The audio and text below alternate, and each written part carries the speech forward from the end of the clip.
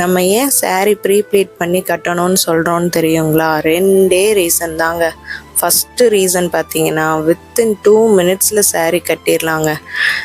saree எப்படா கலட்டுவோன்னு இல்லாமல் நாள் பூரா கட்டியிருந்தாலும் எந்த டிஸ்டர்பன்ஸும் இருக்காதுங்க. மடிப்பு கலையாமல் அப்படியே இருக்குங்க. 2வது மெயின் ரீசன் பார்த்தீங்கன்னா, நம்மளை லீனாக காட்டுங்க. இது 100% உண்மைங்க. saree வந்து ப்ளீட் பண்ணுறனால பேப்பர் மாதிரி நம்ம உடம்போடு அப்படியே ஒட்டிக்குவோங்க.